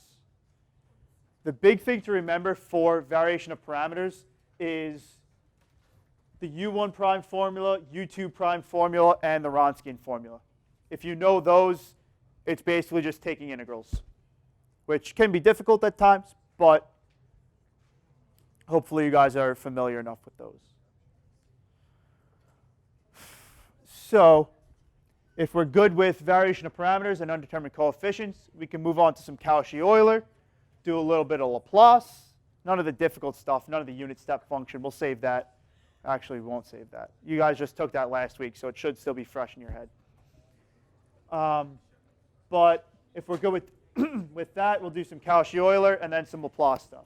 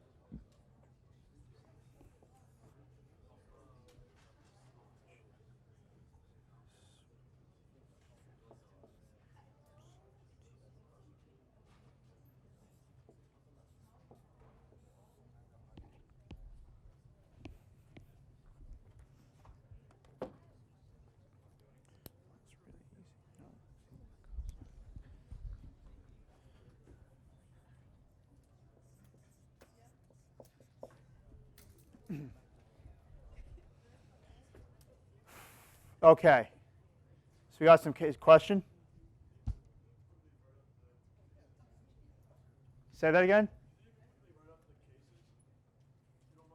The cases for the Cauchy-Euler of like if it's regular, imaginary, or okay, I can do that. So right now we have some Cauchy-Euler stuff going on, and I'll get to that during the problem. How do we know that this is Cauchy-Euler? We have x's here. So specifically, in front of our y double prime, we have an x squared. In front of our y to the single prime, we have x to the first power. And y 0 prime is x to the 0 power, which isn't there, because it's just 1. So we know that we have to use Cauchy-Euler for this. And in this problem, we also have something on the right side of the equation, so we know that we're going to need to find a particular solution. But before we worry about the particular solution, we got to worry about finding the homogeneous first. So how do we find the homogeneous solution for Cauchy-Euler? We're going to use an auxiliary equation, but it's slightly different. Normally, we're used to just taking this m squared plus this m plus this equals 0. In this case, we have to do the form of ax squared plus b minus am squared plus b minus am plus c is equal to 0. In which case, this coefficient 1 out in front is our a, this 5 is our b, and this 3 is our c. So the only difference between this and our normal auxiliary equation is this middle term we have to do b minus a. So for this problem, let's actually figure out what that auxiliary equation is. So we have am squared, which is just going to be 1m squared, plus 5 minus 1, which is 4, m, plus 3 is equal to 0. And again, similar thing, we factor this out, where that's our sum and that's our product. So we get m plus 3, m plus 1 is equal to 0, which gives us m is equal to negative 3, and m is equal to negative 1.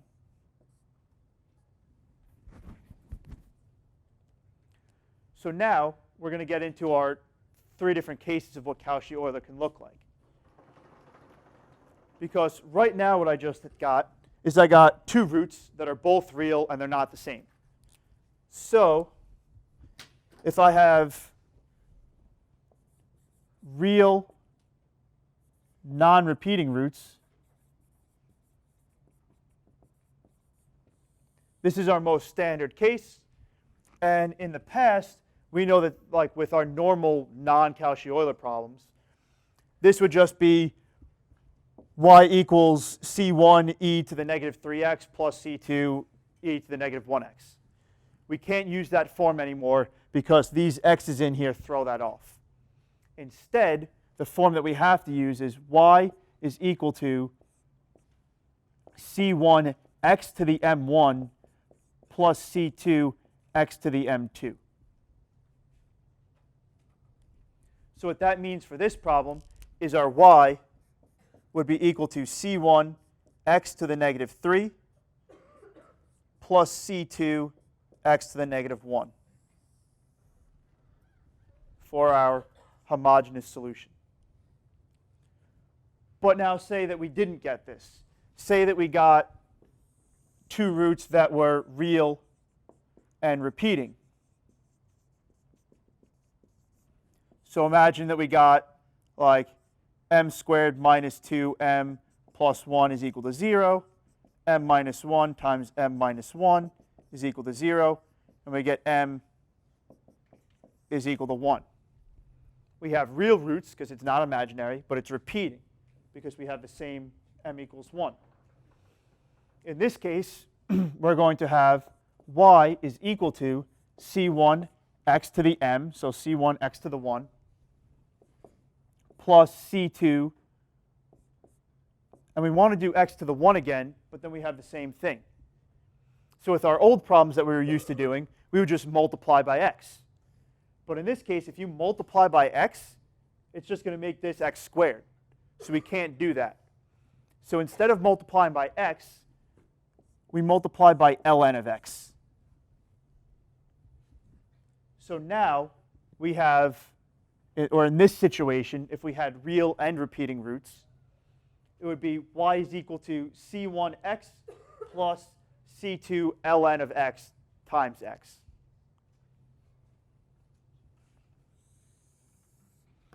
And the last situation you could have is if you have imaginary roots.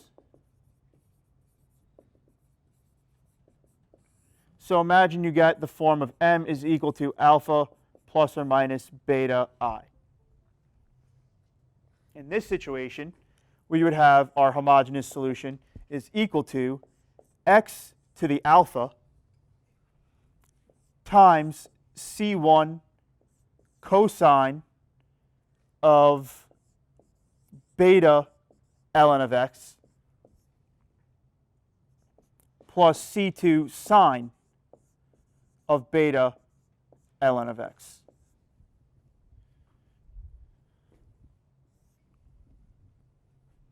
So you notice that with our Cauchy-Euler, the ln of x comes into play a couple of times.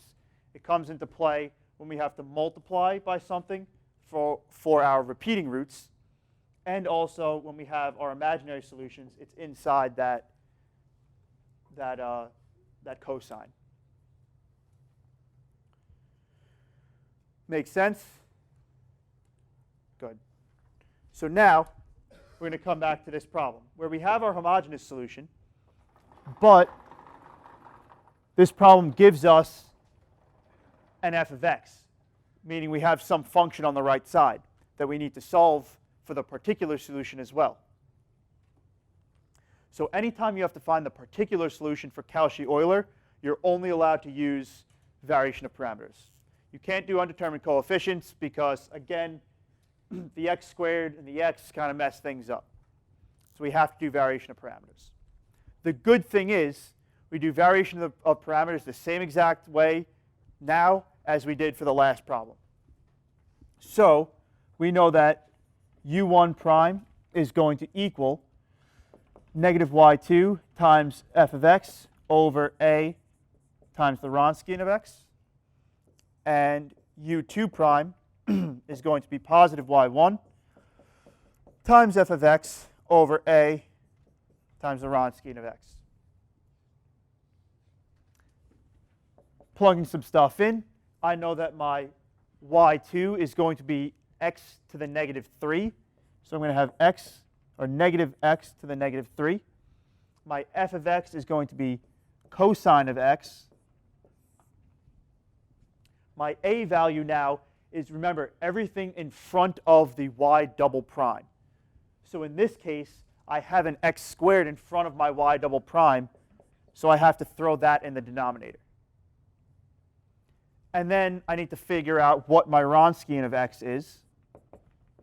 So I know that this is going to be my y1, y2, y1 prime, which is negative 3x to the negative 4, and my y2 prime, which is negative x to the negative 2. Yes?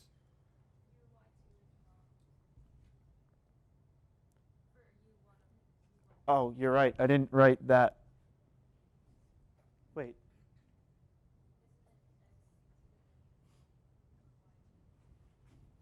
This is my, oh, you're right. I wrote my y1. I should have wrote y2. So it should be negative 1. Thank you. And I'll switch these. So yeah, this should be negative x to the negative 1. I wrote my y1 in place of the y2. So this is, oh, this I had right. Negative 1, negative 3x to the negative 4, and negative x to the negative 2. So to find the Wronskian, I do that times that minus that times that. So I'm going to have x to the negative 3 times negative x to the negative 2. So that's negative x to the negative 5 minus negative 3x to the negative 4 times x to the negative 1, which is going to end up making it plus 3x to the negative 5. When I add these together, this is going to give me the Wronskian of x is equal to 2x to the negative 5. So I take that and I bring it here, 2x to the negative 5. And now I'm going to simplify stuff a little bit. I know that I have a negative 1, x to the negative 1, divided by x to the negative 2, but also divided by an x to the negative 5. So these two are going to combine to become x to the negative 3. And I'm going to have negative 1 minus negative 3, which is going to leave me with a positive x squared on top, cosine of x. So I have negative x squared cosine of x. Now before we take the integral of that, I'm going to work on this bottom one, and then we'll take both integrals together. So now my y1, this is going to be my x cubed. My f of x is still cosine of x. Then I have a, which is still my x squared, and my Wronskian, which is still 2x to the negative 5.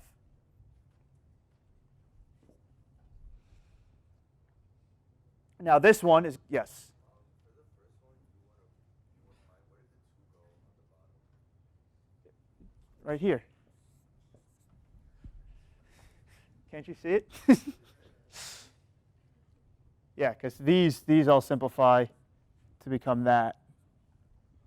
But the 2 stays there. Thank you. So now we're here, and we got to simplify our x's again. And this one works out nicely because I have a negative 3. Then in the denominator, I have a positive 2 and a negative 5. And these are just going to all end up going away. So I'm going to be left with 1/2 cosine of x. So now I got to take the integrals. And I'm going to do this one first. So we do the integral of 1/2 cosine of x. I know the 1/2 can just come outside as a constant. The integral of cosine of x is just going to be positive sine of x.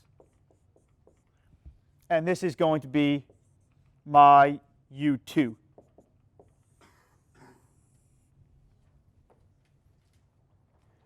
So now I come up here, and we're all looking at this, and we don't want to do it because we know it's weird. But bear with me for a second. We're going to say that we're taking the integral of this, and we have negative 1/2 times the integral of x squared cosine of x dx. And then we cry, because we have to take the integral of x squared cosine of x. But as you're crying, you're looking for things to wipe your tears with, and you scroll to the last page of the test, and on the last page of the test, there's a table of integrals. And this one's on it, and you're happy. Because once I write this integral, you're going to realize that you did not want to do this on your own. Because the integral of an x squared cosine of x is going to be x squared sine of x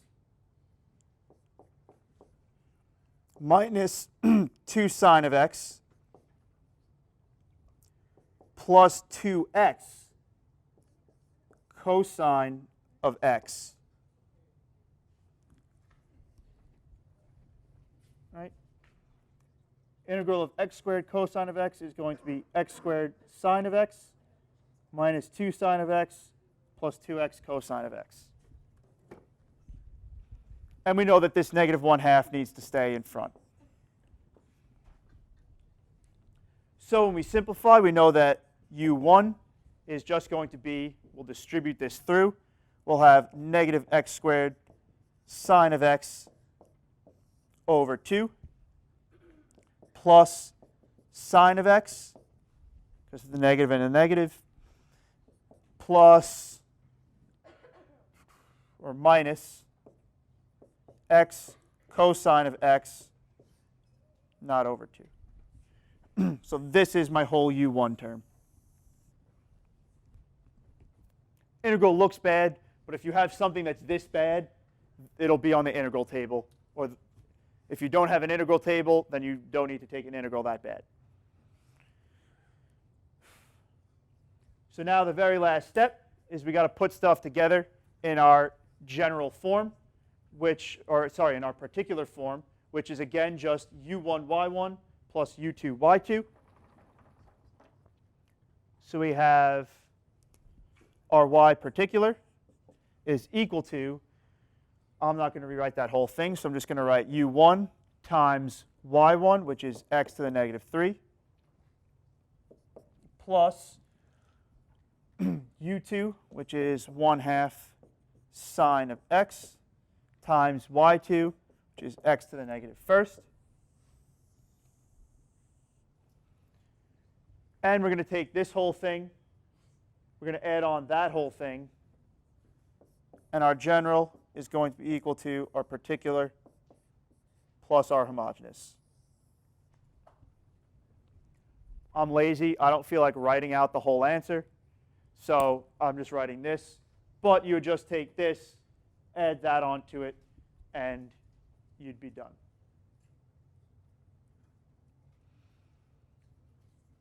So I know half of this problem was variation of parameters, but it was a little bit different variation of parameters because we had this a value, we had a weird integral.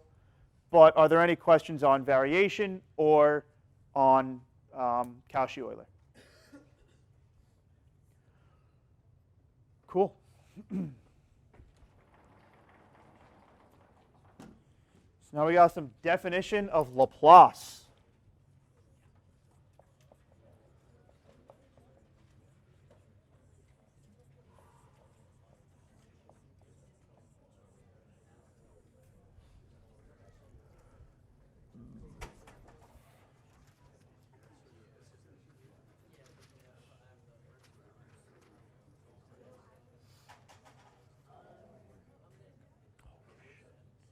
If anyone wants to give me updates on the Colts-Texans game as it happens, let me know, because Colts are winning 24-21 with 2:28 left, and they have the ball. I'm a Colts fan, in case anyone realizes. So we're going to do some definition of Laplace. And this one was question 3 on the spring 17 test. So we got spring 17, question 3. And this one gave us f of t is equal to 0 from 0 to t, or from 0 to 1. And it's equal to 2 between 1 and 3. And it's equal to 0 from 3 to infinity. And this one says, use the definition of Laplace transform to compute the Laplace transform of f of t. So you guys all know by now what the Laplace transform of that should kind of look like based on just the transforms that you guys have been doing and your unit step function, all that good stuff. But this one's actually kind of cool. But you don't have to do unit step function. Actually, if you do unit step function for this, you'll be wrong, because it says to use the definition of Laplace transform. So the definition of Laplace transform is, if you want to take the Laplace of f of t, it's the integral from 0 to infinity of e to the negative st times f of t dt. Where f of t is just your function, and yeah, the rest is just there. So one important thing to note is that we're taking this integral with respect to t. So this s we treat as a constant. Pretend it's a 3. Makes it easier to take the integral. Don't get confused because it's a letter. So now, this integral, I know I want to take the integral from 0 to infinity. But I don't have one value that goes from 0 to infinity. So I need to break this up into 3 separate integrals. So what that means is I'm going to do the Laplace of my f of t is going to be equal to, first we'll have the integral from 0 to 1 of e to the negative st times the corresponding f of t, which is 0, plus the integral from 1 to 3 of e to the negative st times 2, plus the integral from 3 to infinity of e to the negative st times 0. The reason we're allowed to do this is because the integral from 0 to infinity is the same thing as the sum of the integrals from 0 to 1, 1 to 3, and 3 to infinity. So now hopefully you see that 2 of these are very, very simple, because I have a 0 and I have a 0, so it goes bye-bye. And all that I really need to do is take the integral from 1 to 3 of 2 e to the negative st. So this 2 I'm actually just going to bring out in front because it's a constant. And now I'm taking an integral of e to the negative st. And again, just picture s is just a constant. So the integral of e to the anything t is just going to be e to that same thing. But in order to account for the chain rule, I now have to divide by that constant it's being multiplied, that t is being multiplied by. So the integral is e to the negative st over negative s. And we're going to bring down this 2 in front and do this from the bounds of 1 to 3. So now I can plug in these bounds of 1 and 3, and I'm plugging them in for t. So I'm going to have 2 times e to the negative 3s over negative s minus e to the negative 1s over negative s. Simplifying that a little bit, we're going to have, I'll put it all over one denominator. So we're going to have 2 e to the negative 3s minus e to the negative s all over negative s. And then I'll just divide out this negative 1. So I'll make that a plus. I'll make that a minus. And we get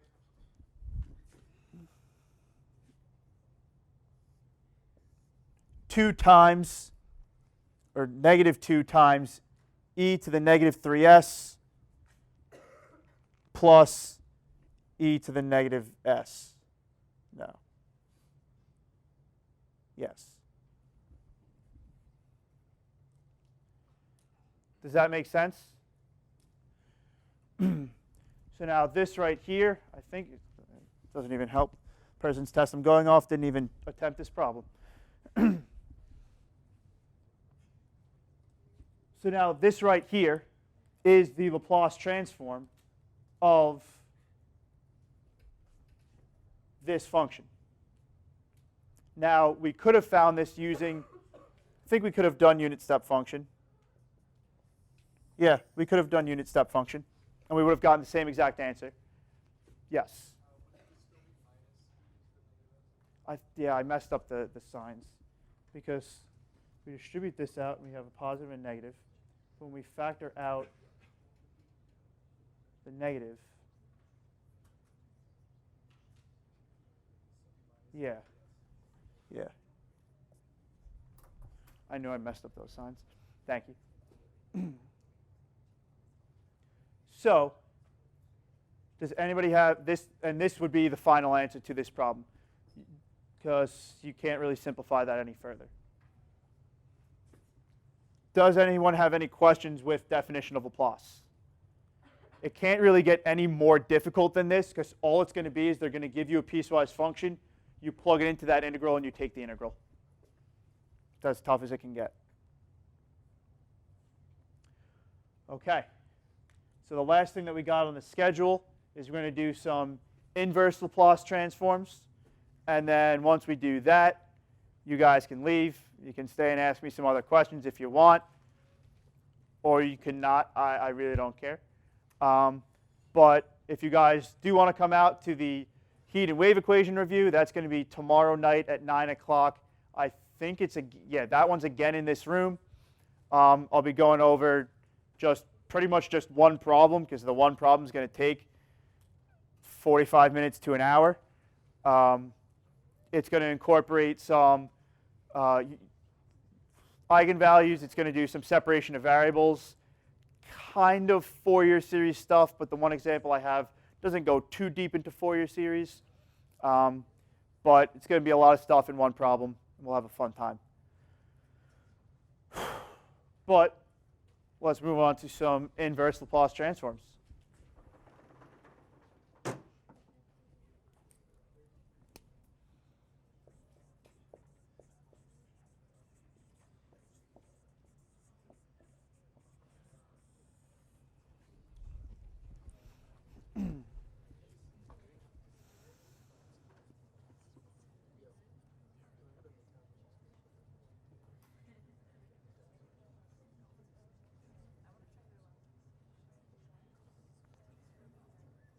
No, we'll just do all of Laplace transforms. Why not? There's a good problem for it. So we got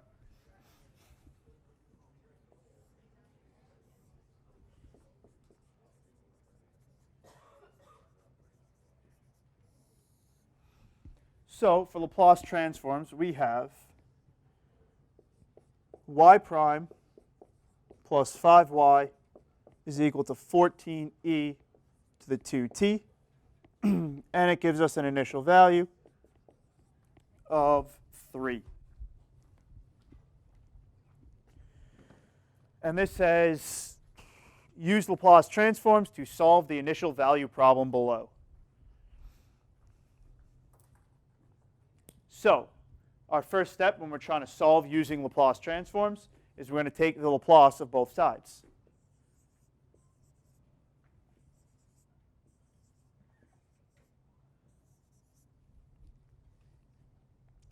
So when I'm looking at the left side, I know that this is going to be on my Laplace transforms table at the back of the sheet.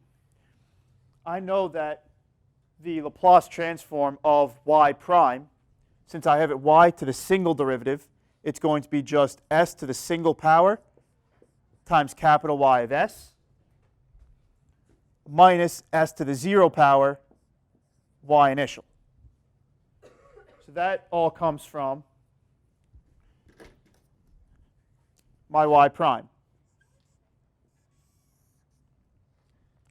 Then I do plus 5 times just capital Y of s, and that comes from this y prime.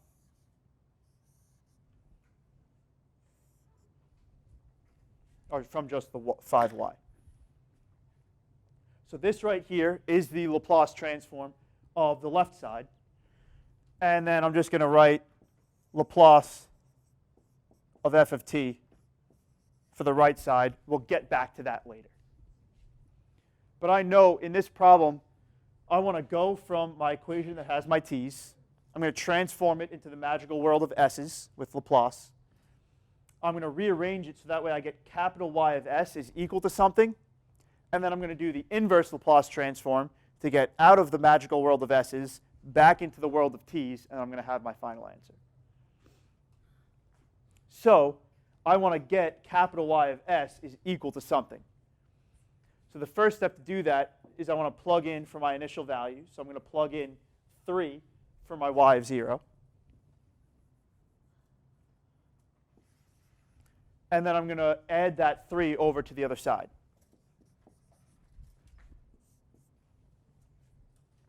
Then I'm left with s plus 5 times capital Y of s is equal to the Laplace of f of t plus 3. And all I did was factor out this s plus 5, because now I can divide that to the other side.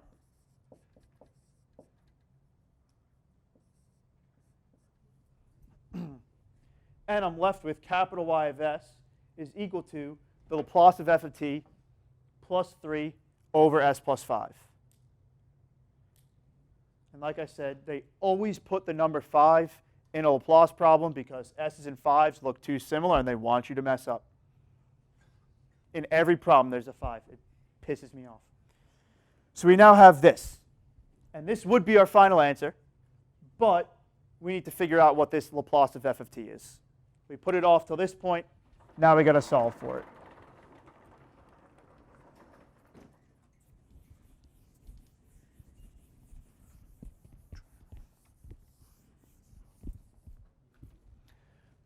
So we now need to do the Laplace of our f of t, which is 14e to the 2t. So again, I turn to the back page of my test, which is my Laplace transform table. And I see that if I have something that's in the form of e to the at, e to the at turns into 1 over s minus a.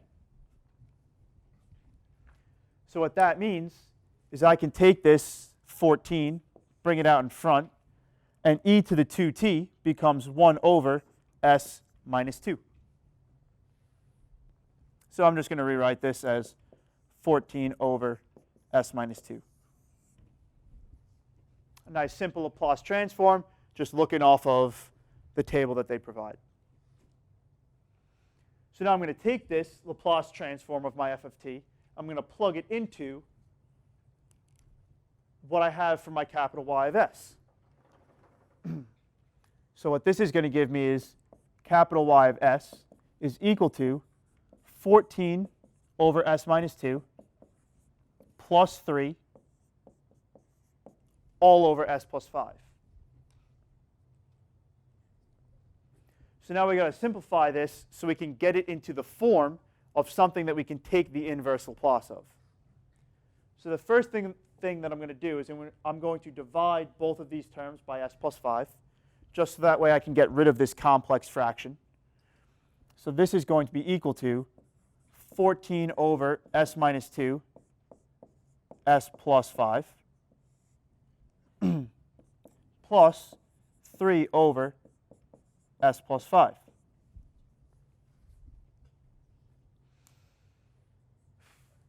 So now, how do I want to do this? I want to get a common denominator, so that way I can add these numerators. So I'm going to multiply this by s minus 2 over s minus 2. And I'm going to be left with 14 plus 3s minus 6 over s minus 2, s plus 5. Combining some of this stuff, I know that 14 minus 6 is just 8. So now what are we going to have to do at this point? Some partial fraction decomposition, yes. Because there's nothing I can factor out of this numerator. So the only way that I can get this into a form that I can do the inverse Laplace of is by doing partial fractions. So what I do for partial fractions is I'm going to say that I have some constant a over s minus 2, and I have some constant b over s plus 5. Now, if you remember the rules for partial fractions, I know that if I were to say I have an s squared in the denominator, then my numerator needs to be as plus b. My power in the numerator always has to be 1 less than in the denominator. If I had an s minus 2 squared, I'd have to have one term that's a over s minus 2 squared, a second term that's b over s minus 2. So you have to have one that has the squared term and one that has the non-squared term. And then I would still have this third one.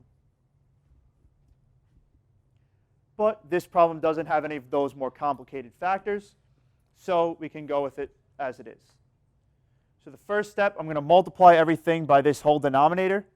So s minus 2, s plus 5. That's all going to go away. Multiply by s minus 2, s plus 5. My minus 2's are going to go away. S minus 2, s plus 5. My s plus 5's are going to go away. So that leaves me with 3s plus 8 is equal to as plus 5a, distributing that out, plus bs minus 2b. And now, just like we did when we were doing undetermined coefficients, I'm just going to take all my terms on my left side and set them equal to all my terms on the right side. So I have my s terms. On the left side, it's 3, and that's going to be equal to a plus b. And all my constant terms are going to be 8 is equal to 5a minus 2b. Solving the first one, I get a is equal to 3 minus b. Plug that into the second one. I get 8 is equal to 5 times 3 minus b minus 2b. So that tells me that 8 is equal to 15 minus 5b minus 2b which gives me negative 7 is negative 7b, which means b is equal to 1. And if b is equal to 1, then a is equal to positive 2. So now I take these, I can plug it back into up here, which means that my partial fraction turns into capital Y of s is equal to 2 over s minus 2 plus 1 over s plus 5. Now for these, I can do the inverse Laplace of them using this same transform, just going back the other way. So since I have an s minus 2, I know that that means my a is 2, and this is going to turn into an e to the 2t. And I can just bring down this coefficient of 2. And here I have s plus 5, which means my a is negative 5. So this is going to be e to the negative 5t. And my y of t is equal to 2e to the 2t plus e to the negative 5t. And that is my final answer. Are there any questions on solving with Laplace, on inverse Laplace, or partial fraction decomposition? With all of the packing up, I'm going to take that as a no. If you have any questions on test 1 material, test 2 material, send me an email. You guys know my email by now. Shoot me a text if you have my phone number. Fill out the attendance form so I can send you all my notes. I'm not going to be doing a separate review just for test 3 because you just took that test. And if you forgot that, honestly, I can't help you. But if you have specific questions, bring those on Tuesday, and I can go over those.